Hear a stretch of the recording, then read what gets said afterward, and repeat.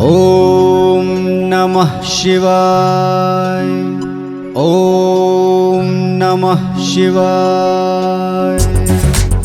देवादिदेव महादेव की कृपा है हम पर, देवादिदेव महादेव की कृपा है हम पर। डरूं तो डरूं किस बात पर, हर मुश्किल में खड़े हैं भोलेनाथ मेरी हर राह पर, मेरी हर राह पर।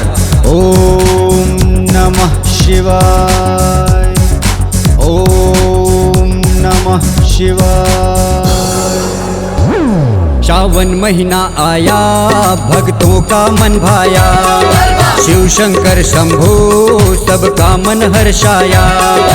बोल बम जयकारा गूंजे, ओम नमः शिवाय। बोल बम जयकारा गूंजे, कांवर लेके जो आया सब कुछ वो पाया। श्रावण महीना आया, भक्तों का मन भाया, शिव शंकर शंभू सबका मन हर्षाया।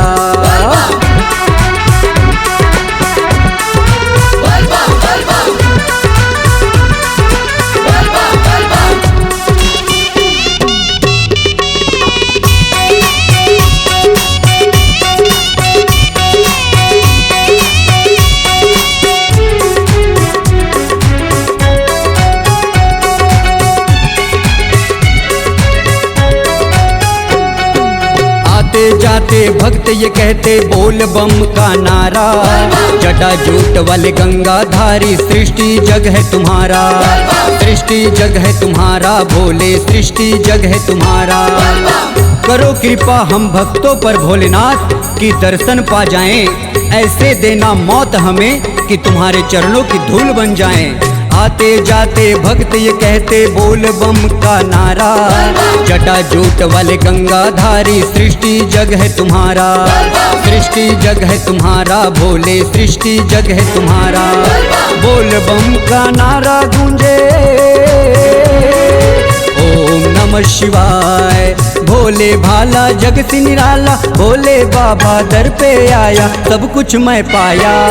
सावन महीना आया, भक्तों का मन भाया, शिव शंकर शंभू सबका मन हर्षाया।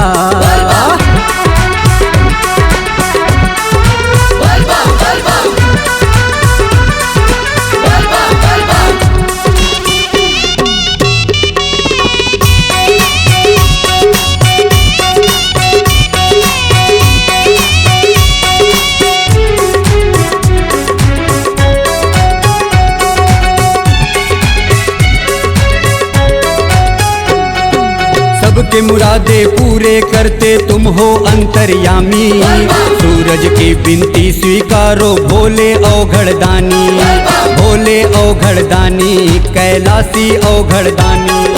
तेरे नाम की भभूति माथ पर लगाया तो चंदन बन गई, जिसने भी पाई आशीष तुम्हारा भोलेनाथ तो उनकी बुलंद तकदीर बन गई। सबके मुरादे पूरे तुम करते हो अंतर्यामी, सूरज की विनती स्वीकारो भोले औघड़दानी, भोले औघड़दानी कैलासी औघड़दानी। खाली झोली भर के आया, ओम नमः शिवाय। खाली झोली भर के आया, भोला भाला जग से निराला, सब कुछ मैं पाया।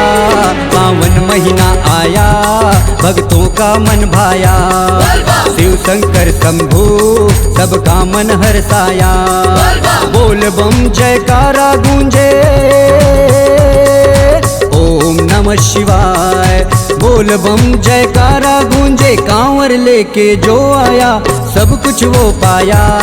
सावन महीना आया, भक्तों का मन भाया, शिव शंकर शंभू सबका मन हर्षाया, सबका मन हर्षाया।